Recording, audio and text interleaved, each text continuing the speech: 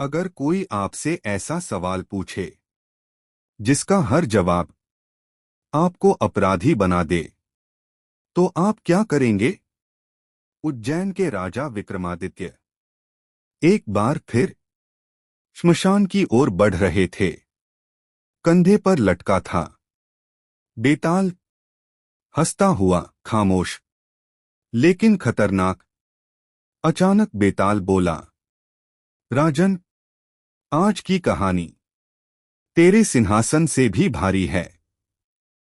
कहानी की शुरुआत बहुत समय पहले नंदपुर नाम के नगर में 3 लोग रहते थे।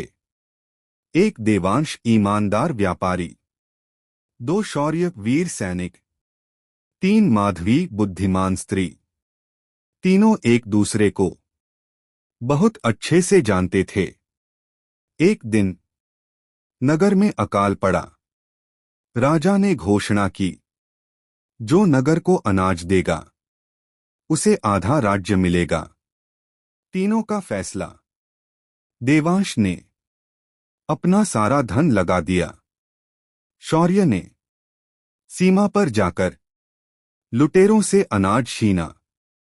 माधवी ने लोगों को समझाया और सबने थोड़ा थोड़ा अनाज दान कर दिया। नगर बच गया। लेकिन फिर आया मोड़। राजा बोला, इन तीनों में से कौन सबसे बड़ा पुण्यवान है? सभा चुप।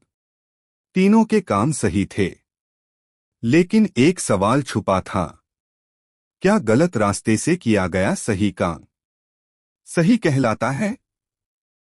बेताल का सवाल। बेताल जोर से हंसा। राजन विक्रम, अब जवाब दे। देवांश ने धन दिया पर खुद को बचाया। शौर्य ने नगर बचाया पर चोरी से। माधवी ने बुद्धि से काम लिया पर उसका नाम नहीं आया। बताओ, सबसे बड़ा पुण्य किसका है? अगर उत्तर दिया तो अपराधी है। अगर चुप रहा तो अन्यायी है। विक्रम की खामोशी। राजा विक्रम रुक गए। पहली बार उन्होंने उत्तर नहीं दिया। बेताल चौंका। अंतिम ट्विस्ट।